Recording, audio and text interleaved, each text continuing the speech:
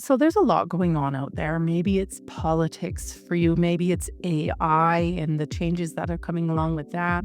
Maybe it's change at work. So how can we avoid being overwhelmed but even better, how can we be resilient amongst all of this? Well, that discussion is coming up right now.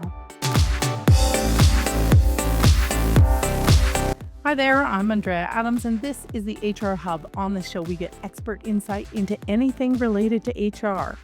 I encourage you to please subscribe to the show or subscribe to the podcast to keep learning from my amazing guests. And today, my guest is again Beverly Beuermann-King. She keynotes on resilience as well as presenting on workshops and participating on panels. Her company, Work Smart, Live Smart, is a resilience and corporate culture focused company helping people deal with reactions to stress and live better lives.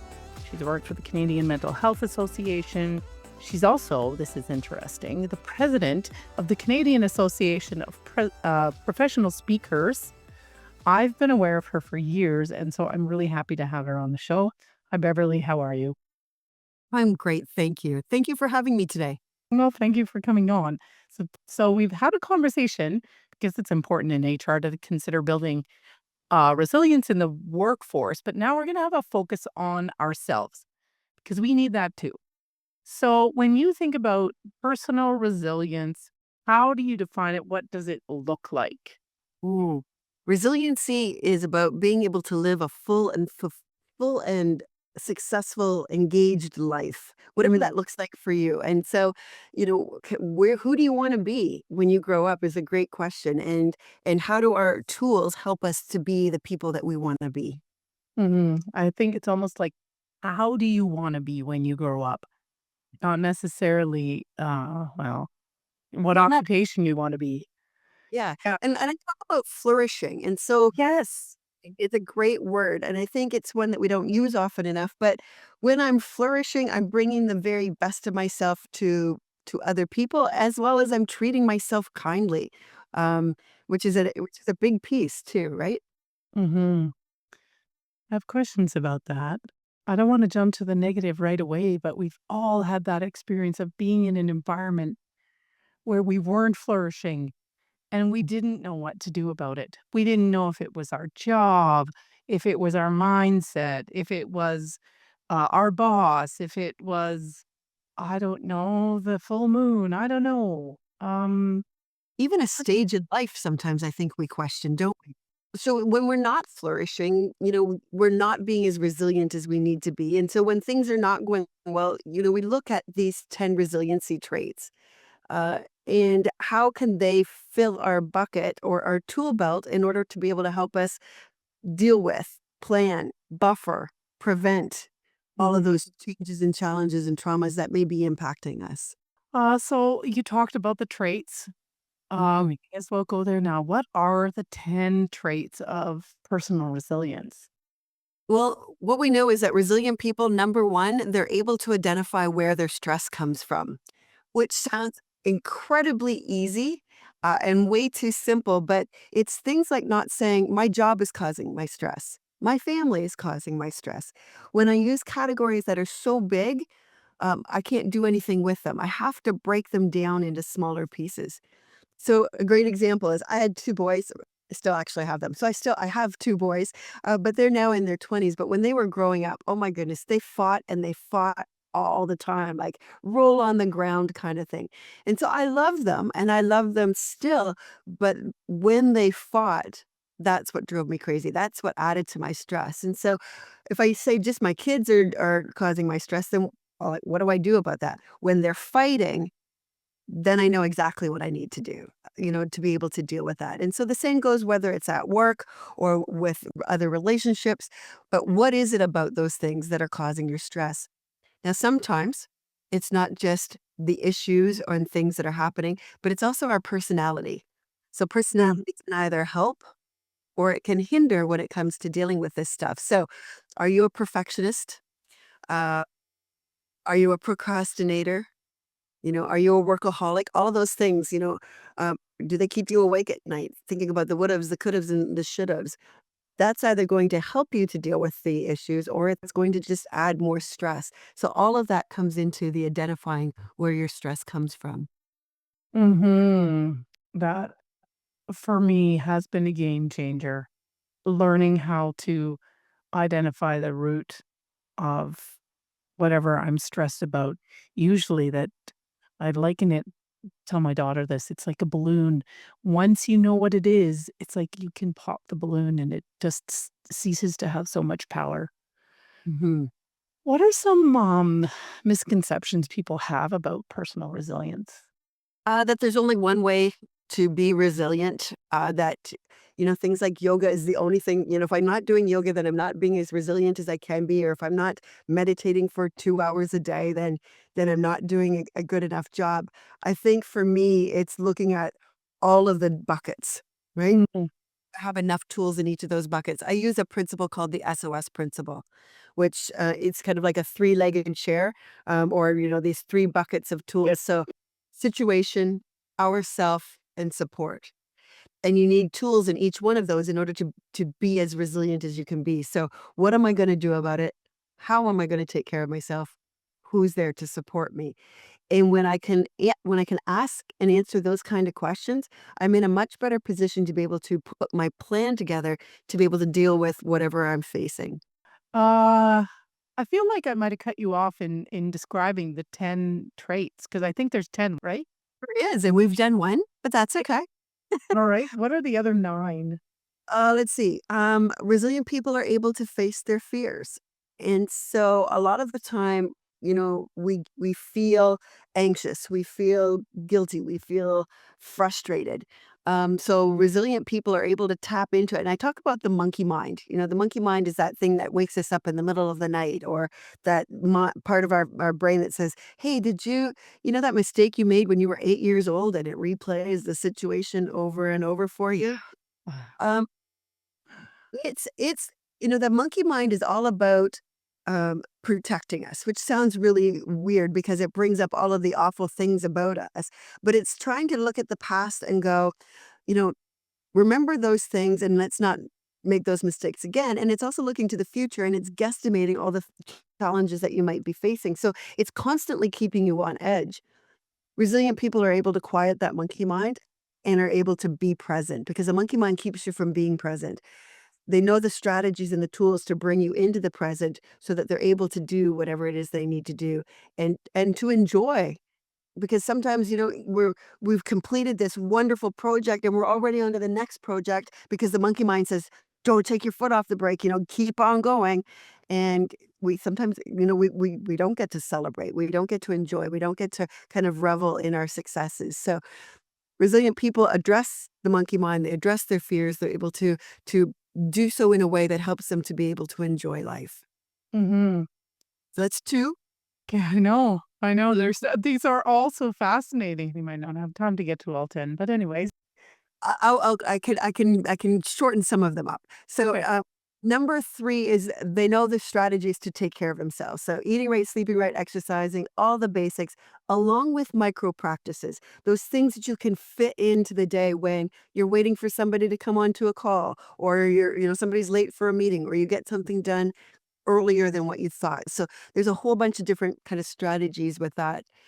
Resilient people have a support network around them, more than just one person, right?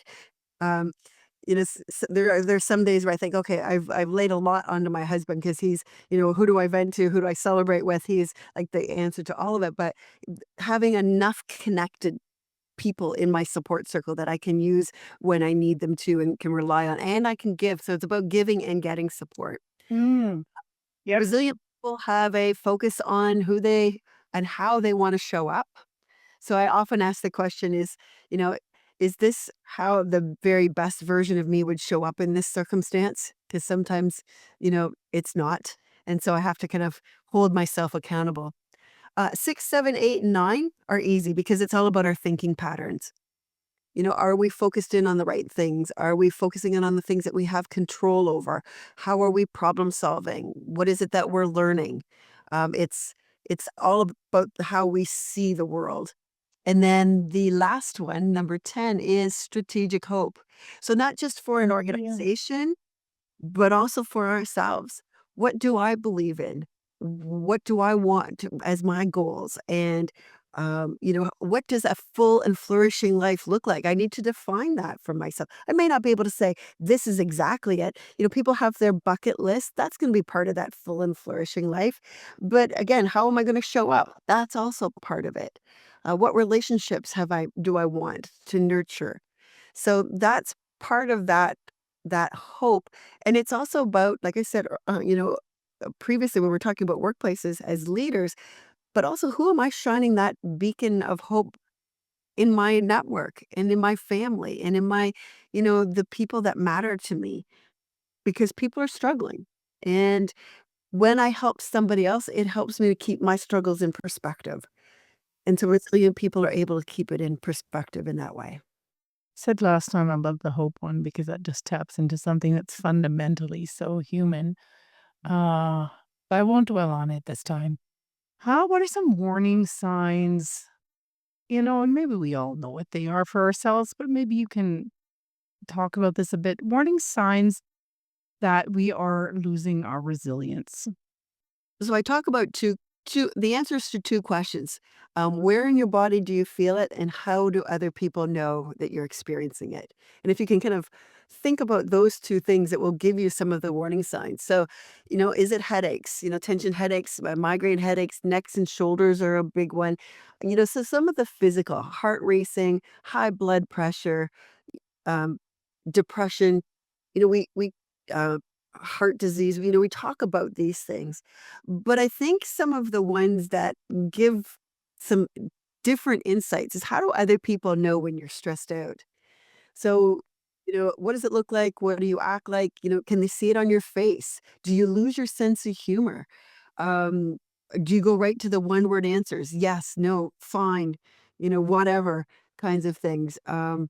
Do you stomp? Do you, can they hear you coming down the hallway because you're like, Yeah. moving through? And so, um, there's the basic ones, but then, just how do you know? How do other people know? Because we lose a sense of a piece of ourselves. Some people will even say, like, they can tell when they pick up the phone and they listen to the person's voice that something's off, right? Because we do change. The light behind our eyes isn't there. Um, and certainly, I think humor is a big one. Things are not funny anymore, and they get on your nerves, and you get snappy and angry. Sometimes we get a little bit more colorful in our language, even, which is a Yes, absolutely. So we also have one actually, swearing, there's swearing for emphasis sometimes because, but then there's swearing because, like, for example, if I were to think about me, when I start swearing too much at other drivers while I'm driving, I'm like, and so little things get on your nerves. And then I would also look at things, which are a bigger indicator, which would be sleep, because sleep is one of the first things that gets impacted. So having trouble falling asleep, staying asleep, not feeling like you're getting the right kind of sleep. And trying all of the things to manage sleep, especially, if you happen to be going through menopause or anything like that, all those things that throw sleep off. But you're trying all of the things and it doesn't seem to be working. It's not getting any better, not getting any easier. There's no reprieve from it. Those are the kinds of things that we look at. you shared the model around SOS. Is there anything else you need to say about that? I was just gonna say it's a great model because there's so many tools out there, right? We get so Yes. many mixed messages, and I think that's the hardest part. Like, you should take this vitamin, you shouldn't take that vitamin, you should My exercise God. 2 hours a day, only 10 minutes a day. Like, there's always contradictory information. And so the SOS principle for me, whether it's dealing with depression, because my background is from the Canadian Mental Health Association and dealing with major mental illnesses, or it's dealing with your kids who happen to be fighting, the SOS principle works. And so looking at what are the tools that I use to deal with the situation, which is the first S. Can I simplify it, dejunk it, delegate it, get rid of it, problem solve it in some sort of way? The O is, how am I going to take care of myself, knowing what I know about the impact of stress on me, So how is that gonna help me to pick and choose strategies? So if I feel it in my stomach, making maybe drinking more water or taking more time to eat my meals or watching the kinds of foods that I eat. But when I know the symptoms, I can also put in place strategies that are going to help with those in particular, but they're also going to be strategies that are going to give me a reprieve, buffer to bring more joy into my life, to be able to let go of things. So they do nothing about the situation, but they absolutely give you the energy that you need in order to be able to um, be resilient and take care of yourself. And then the last S is who is in that support network, and to think about it bigger than what you would think of, like your best friend and your spouse and your spiritual advisor. It could be a community leader, it could be your HR department, it could be your EAP, it could be your mechanic if you're having car problems, it could be your pets. um Spirituality does fit into this category, that belief in something bigger than yourself. But the more connected we are, the more resilient we are, because we don't feel like we're fighting the battles on our own. And so what are you going to do about it?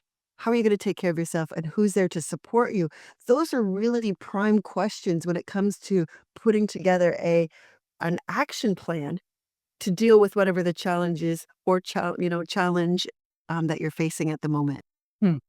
That that model is simple enough that I could teach it to my daughter. Yeah. I really like it. So, in times of stress, we're more likely, and I don't know if this fits into discussion, but I bet people are curious. In times of stress, we're likely to act out our emotions. Do you have any tip for how we can stop ourselves from doing that and making the situation worse?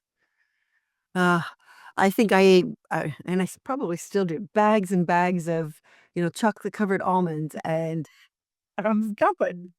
So oh, good. yeah, just chocolate's the answer for everything. But so part of it is being aware. What do you like? How do you express those emotions? I tend to be short tempered. I tend to stomp and vent it out. Like I've got to get it off my chest before I can get into the logic part of my brain in order to be Yeah. able to. So when you have insight as to who you are, then you can start to prepare yourself. I know that when I get overtired, my legs get jumpy, I get edgy, all of these things happen. So don't get overtired is the piece. And I can say that, but there inevitably is going to be something that's going to cause me to get there. So then what do I need to do? Well, I know I need to not jam my schedule from meeting to meeting to meeting to meeting because I my patience isn't there to be able to deal with all of that stuff. So it's understanding my own rhythm. Uh, a long time ago, when we were cavemen and cave women, we had a rhythm to life. You dealt with a stressful situation and you came back down. You dealt with the next stressful situation and you came back down. But now, we get up in the morning, we're late for work, there's too much to do, not enough time to do it. We've lost this rhythm. And so for me, it's about how can you manage your time and energy so that you're not taxing it to the point where you've got nothing left in the tank by the time you go to bed. So it's easy to be resilient when we're optimistic. I mean, think good things are coming. But how do you maintain resilience when you're worried or there's a lot of uncertainty? Which I feel like, I guess I said in the intro, there is quite a bit of uncertainty at the moment. Mhm. I go back to a graphic that I posted on LinkedIn at the beginning of the pandemic, and it was just a very simple graphic, and you've seen it before, but it's the control, not what can't I control, what can I control circle. Yeah. Yeah. Uh, and I was amazed. The first time I posted it, it went viral. I had people from like Africa and Asia and Australia, like all commenting on this thing. And so 6 months later, I posted it again, and the same thing happened. And then 6 months later, I did the same thing, same graphic. And I think this last one's up to like 16,000 likes and comments and shares, and it's not that it is crazy, but I think the reason it hits home, even though you've seen it so many times, is that when we are going through change, challenge, and chaos, the reminder to make sure that we are focused in on the right thing is so crucial. And I think, as friends and as family members and supporters and, employers and HR, we can help people to remind them to focus in on, okay, so what is it that you can do right now? How can you take care of yourself? What kinds of things are you saying to yourself? Those are things that we have control over. I can't, my dad is dealing with multiple myeloma. He was diagnosed last year at this time. My brother just had his both knees replaced on Friday. So there's these big things, these big challenges in my core family. I can't do anything about them. I but how I take care of myself and how I show up to these things, I do have control over. In a similar vein, if someone out there is feeling like their resilience is at an all-time low and they can't deal with a whole lot of advice because sometimes it gets that bad, what is one thing you would tell them? So if it gets to the point where you are struggling and it feels like you're drowning and you don't know where else to turn, I would say that's the time that you need to reach out for professional help. And for some people that's such a foreign concept, and in fact, in some cultures, it's seen as a disgrace to do that. But when we reach out to somebody, what they're really doing is they're going to help to reflect the situation. They're going to tap into our strengths. They're going to tap into those fears. They're going to put things back into perspective. They're going to help you to figure out what that action plan is. And sometimes we just need somebody that we can talk to. It might be a good friend. It might be a spiritual advisor. It might be your family doctor, or it could be a therapist, a counselor, a psychologist, or a psychiatrist. But really what they're doing is they're helping you to be able to problem solve. They're not taking away your problem solving abilities, but they're going to ask the right questions to help you to be able to figure out what do I have control over? Mhm. What is my next step? How can I manage this? How can I break it down into smaller pieces? And the more that you do that, the stronger you get, the the more focused you get, the better your ability is to be able to move through those change, challenges, and traumas. This is also, I mean, just what we're talking about is the third part of your SOS. Yeah. Sport is so incredibly important. Yeah, we're a social species. I'll say that 3 times fast. Okay, where can someone find out more about you and your work? Well, my website is worksmartlivesmart.com. And from there, you can, all of the stuff that I talked about today on resiliency strategies. If you go to the blog, there's over 500 articles on mental health, resiliency, leadership, workplace engagement. So you can find all kinds of information there. As well, you'll see all of the programs that I deliver for teams and leaders. So you can tap into that as well. Okay, wonderful. I'll put links to all of those in the show notes. Well, thanks, Beverly. That was wonderful. I'm thinking about that discussion we were having here at the end around the third S, the support, and just how important it is for all of us to have support wherever we get it from. So, you people out there, nurture your connections, and and that is going to help you work on your resilience. Beverly and I did another episode that we've alluded to or talked about directly, and that was about building resilience in the workforce, because I know this is an HR channel. Link to that is right here. Thanks for watching out there, and see you next time.